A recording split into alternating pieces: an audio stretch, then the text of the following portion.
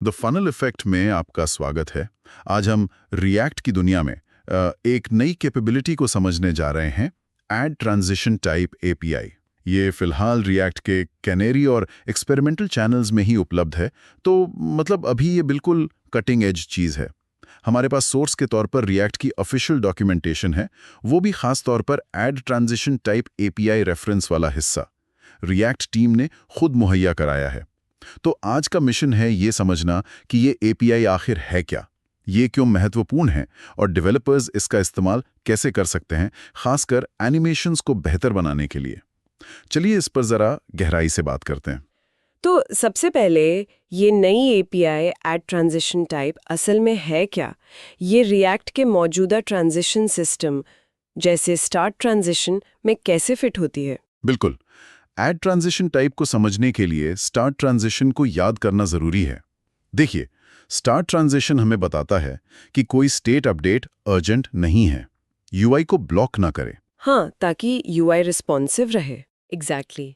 अब add transition type इसी start transition के अंदर इस्तेमाल होने वाला फंक्शन है। इसका मुख्य काम है ये बताना कि कोई यूआई ट्रांजिशन क्यों हो रहा है। क्यों हो रहा है, मतलब उसका कारण। हाँ, मतलब ट्रांजिशन का कॉन्टेक्स्ट क्या है। जब आप स्टार्ट ट्रांजिशन के अंदर ऐड ट्रांजिशन टाइप को कॉल करते हैं तो आप एक स्ट्रिंग के जरिए उस ट्रांजिशन का टाइप स्पेसिफाई करते हैं, जैसे सबमिट क्लिक हो गया या नेविगेशन फॉरवर्ड, आइटम एडेड, कुछ भी।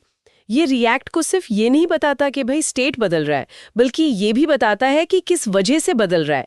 ये ट्रांजिशन को एक सिमेंटिक मीनिंग देता है, एक पहचान। अच्छा, तो ये सिर्फ स्टेट अपडेट को नॉन अर्जेंट मार्क करने से एक कदम आगे है।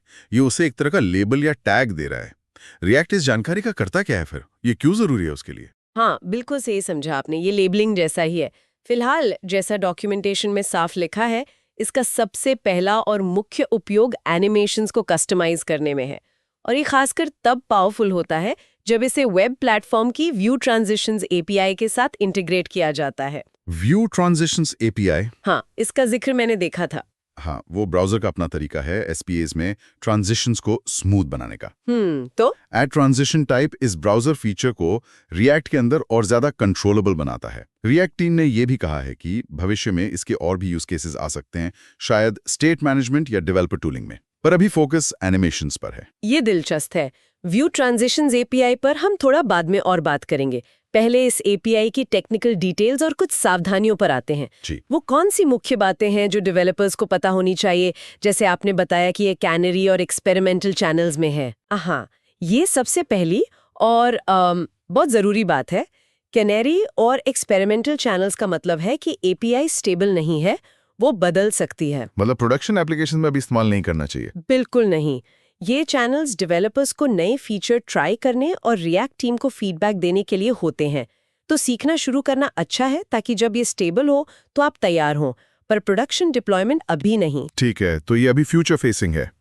इसकी सिंटैक्स और बिहेवियर के बारे में कुछ और बताएंगी? सिंटैक्स बहुत सिंपल है। ऐड ट्रांजिशन टाइप फंक्शन बस एक आर्ग्यूमेंट लेता है, टाइप, जो कि एक स्ट्रिंग होती है। कोई भी स्ट्रिंग? हाँ, कोई भी स्ट्रिंग जो आपके ट्रांजिशन के कॉन्टेक्स्ट को डिस्क्राइब करे। Save profile, delete item, load मो, कुछ भी। और ये फंक्शन कुछ रिटर्न नहीं करता, मतलब अनडिफाइंड रिटर्न करता है। इसका काम सिर्फ मौजूदा ट्रांजिशन कॉन्टेक्स्ट में उस टाइप को रजिस्टर करना है। क्या इसमें कोई पेचीदगियां या लिमिटेशंस हैं जिनका डेवलपर्स को ध्यान रखना चाहिए? कोई ट्रिकी बिट्स? हाँ, कुछ कैवियट्स है, कुछ ज़रूरी बातें हैं।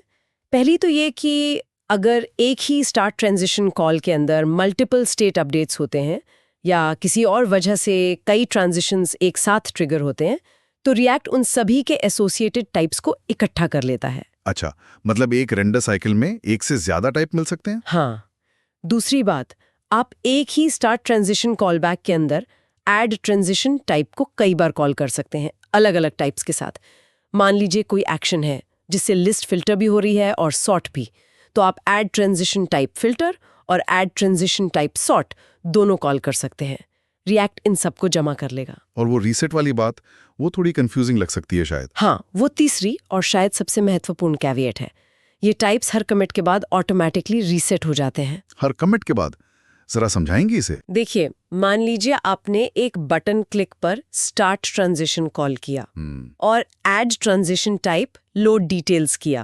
अब इसकी वजह से मान लीजिए सस्पेंस का फॉल बैक स्टेट दिखाना पड़ा क्योंकि डेटा फैच हो रहा है। तो जब फॉल बैक दिखता है वो पहला कमिट हुआ, तब ट्रांजिशन टाइप लोड डिटेल्स मौजूद होता है। ठीक है। लेकिन जब डेटा लोड हो जाता है और आपका एक्चुअल कंपोनेंट रेंडर होता है, ये दूसरा कमिट हुआ, तब तक वो लोड डिटेल्स टाइप हट चुका होता है, रीसेट हो चुका होता है। ओह, अच्छा। हाँ, अगर आपको उस दूसरे कमिट के दौरान भी वो टाइप चाहिए, मान लीजिए एनिमेशन के एग्जिट फेज के लिए, तो आपको उसे फिर से स्टार्ट ट्रांजिशन में ऐड करना होगा। अगर आपका लॉजिक परमिट करता है तो ये स्टेटफुल नहीं है अक्रॉस कमिट्स। समझ गया। तो ये हर ट्रांजिशन साइकिल के लिए फ्रेश होता है। ये डेवलपर्स को थोड़ा ध्यान से मैनेज करना होगा, खासकर कॉम्प्लेक्स एसिंक्रोनस फ्लोज में। अब आते हैं सबसे रोमांचक हिस्से पर, एनिमेशंस को कस्टमाइज करना। यहीं पर ऐड ट्रांजिशन टाइप की असली ताकत दिखती है, जैसा आपने बताया, खासकर व्यू ट्रांजिशंस एपीआई के साथ। सोर्स में इसके 3 तरीके बताए गए हैं। क्या आप इन्हें विस्तार से समझा सकती हैं? शायद पहले ये बता दें कि व्यू ट्रांजिशंस एपीआई करती क्या है, संक्षेप में। जरूर। व्यू ट्रांजिशंस एपीआई जो अब मॉडर्न ब्राउजर्स में आ रही है, वो एसपीएज में नेविगेशन या यूआई अपडेट्स के दौरान होने वाले अब्रप्ट चेंजेस को स्मूथ बनाने का एक स्टैंडर्ड तरीका है। पहले डेवलपर्स को जटिल सीएसएस या जावास्क्रिप्ट लाइब्रेरीज यूज करने पड़ती थीं, पेजेस के बीच क्रॉसफेड या स्लाइड जैसे इफेक्ट्स बनाने के लिए। व्यू ट्रांजिशंस एपीआई ब्राउजर को, मेरा मतलब है ब्राउजर को ये काम सौंपती है कि वो ट्रांजिशन संभाले। कैसे करती है वो? वो पुराने कंटेंट का स्नैपशॉट लेती है, नए कंटेंट का स्नैपशॉट लेती है और फिर दोनों के बीच एक स्मूथ एनिमेशन दिखाती है। डिफॉल्ट रूप से एक क्रॉसफेड होता है। अच्छा। और ऐड ट्रांजिशन टाइप हमें इन डिफॉल्ट एनिमेशंस को कस्टमाइज करने की पावर देता है ट्रांजिशन के कारण के आधार पर। ठीक है, तो ब्राउजर हमें बेसिक ट्रांजिशन देता है और ऐड ट्रांजिशन टाइप उसे कॉन्टेक्स्ट अवेयर बनाता है। अब वो 3 तरीके क्या हैं जिनसे हम इसे कस्टमाइज कर सकते हैं? पहला तरीका है ब्राउजर व्यू ट्रांजिशन टाइप्स का उपयोग करना। ये सबसे सीधा तरीका है सीएसएस के जरिए कंट्रोल करने का। जब आप स्टार्ट ट्रांजिशन में कोई टाइप देते हैं, जैसे add transition type save profile, और इसकी वजह से व्यू ट्रांजिशन ट्रिगर होता है, तो रिएक्ट ऑटोमेटिकली उस टाइप को डॉक्यूमेंट के रूट एलिमेंट पर एक खास सीएसएस सूडो क्लास के रूप में लगा देता है। एक सूडो क्लास कौन सी? वो है .active-view transition टाइप, और इसके पैरेंथेसिस के अंदर आपका दिया हुआ टाइप आता है। अच्छा, तो जैसे view.active-view transition type save profile. बिल्कुल। अब आप इस सिलेक्टर का इस्तेमाल करके सीएसएस में स्पेसिफिक एनिमेशन रूल्स लिख सकते हैं, जो सिर्फ तभी लागू होंगी जब ट्रांजिशन का टाइप सेव प्रोफाइल होगा। आप व्यू ट्रांजिशन ओल्ड रूट या व्यू ट्रांजिशन न्यू रूट जैसे सूडो एलिमेंट्स को टारगेट करके इनकमिंग और आउटगोइंग कंटेंट के लिए अलग-अलग एनिमेशंस डिफाइन कर सकते हैं, सिर्फ इसी पर्टिकुलर टाइप के लिए। अच्छा, तो ये CSS वालों के लिए एकदम नेचुरल तरीका हो गया। बिना जावास्क्रिप्ट लिखे CSS से ही बता दिया कि सेव वाले ट्रांजिशन पर ये एनिमेशन चला और डिलीट वाले पर वो। काफी डिक्लेरेटिव है ये तो। हाँ बिल्कुल, ये CSS ड्रिवन अप्रोच है। दूसरा तरीका थोड़ा और फ्लेक्सिबल है और रिएक्ट कंपोनेंट मॉडल का इस्तेमाल करता है, व्यू ट्रांजिशन क्लास का उपयोग करना। रिएक्ट एक व्यू ट्रांजिशन कंपोनेंट भी प्रोवाइड कर सकता है, या ये पैटर्न लाइब्रेरीज में इम्प्लीमेंट हो सकता है जो व्यूज ट्रांजिशंस को रैप करता है। इस कंपोनेंट पर आप प्रॉप्स के जरिए बता सकते हैं कि किस ट्रांजिशन टाइप के लिए कौन सी CSS क्लास लगानी है। ये कैसे काम करता है? प्रॉप से कैसे मैपिंग होगी? आप व्यू ट्रांजिशन कंपोनेंट को कुछ इस तरह कॉन्फ़िगर कर सकती हैं। मान लीजिए प्रॉप का नाम है class names, JSX view transition, class names equals navigation forward, slide left, navigation back, slide right, default fade in, optional default default, content that changes, view transition। इस कॉन्फ़िगरेशन में अगर स्टार्ट ट्रांजिशन के दौरान add transition type navigation forward call हुआ, तो react transition के दौरान elements पर स्लाइड लेफ्ट CSS क्लास लगा देगा। और अगर नेविगेशन बैक टाइप आया तो स्लाइड राइट क्लास लगेगी। और अगर कोई ऐसा टाइप आया जो मैप नहीं किया गया है और आपने डिफ़ॉल्ट एंट्री दी है, तो फेड इन क्लास लग जाएगी। और अगर किसी टाइप के लिए एनिमेशन चाहिए ही नहीं, मान लीजिए कोई बैकग्राउंड सिंक है, उसमें एनिमेशन नहीं दिखाना, उसके लिए भी प्रावधान है। अगर आप किसी टाइप की वैल्यू को नल सेट करते हैं, या शायद नन जैसी कोई स्पेशल स्ट्रिंग, ये एग्जैक्ट इम्प्लीमेंटेशन पर डिपेंड करेगा। तो उस स्पेसिफिक टाइप के ट्रांजिशन के लिए व्यू ट्रांजिशन डिसेबल हो जाएगा, कोई एनिमेशन नहीं होगा। ये बहुत यूजफुल है जब आप कुछ ट्रांजिशंस को साइलेंट रखना चाहते हैं। तो ये तरीका CSS क्लासेस के जरिए कंट्रोल देता है। ये कंपोनेंट लाइब्रेरीज या डिजाइन सिस्टम्स बनाने वालों के लिए काफी फायदेमंद हो सकता है। टाइप टू क्लास मैपिंग को एक जगह डिफाइन कर दिया। सही कहा। ये कॉन्फ़िगरेशन को सेंट्रलाइज्ड रखता है। अब तीसरा तरीका, वो सबसे ज्यादा पावरफुल और फ्लेक्सिबल है, खासकर कॉम्प्लेक्स सिनेरियोज के लिए। व्यू ट्रांजिशन इवेंट्स का उपयोग करना। उसी व्यू ट्रांजिशन कंपोनेंट पर आप इवेंट हैंडलर्स भी लगा सकते हैं, जैसे on start, on and, on update.